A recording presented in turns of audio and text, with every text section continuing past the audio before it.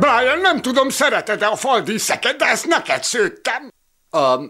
Szuper, köszönöm. Lemostad a kocsit, ahogy kértem? Nem, de hozzávágtam egy követ. Remek, kösz. Brian, azt hiszem, mindjárt leesik az állam. Basz, Stewie, mi van ezzel az izével?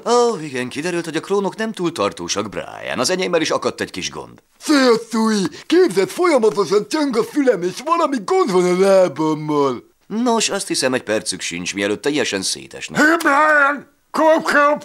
Ki az?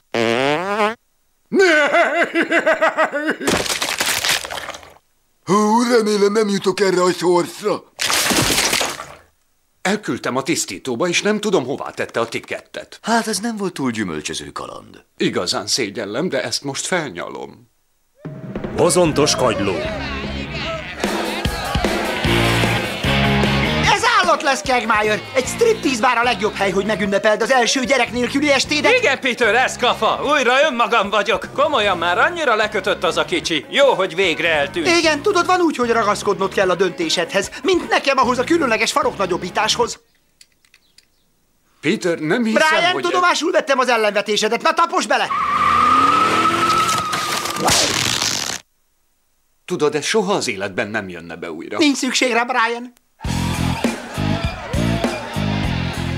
Annak a csajnak épp olyan kiütéses a feneke, mint Annalié volt.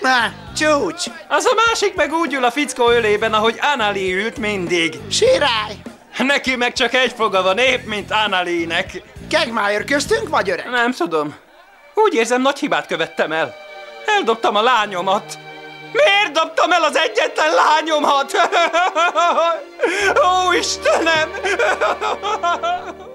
Kiheveri, ne hagyjuk, hogy elcsessze az esténket, bámuljuk csak tovább a csajokat. Jól van. Kár, hogy ő ennyire beleéli magát a szerepébe. Fiúkák, nagyon rosszak voltatok, ezért most plusz házi feladatot kaptok.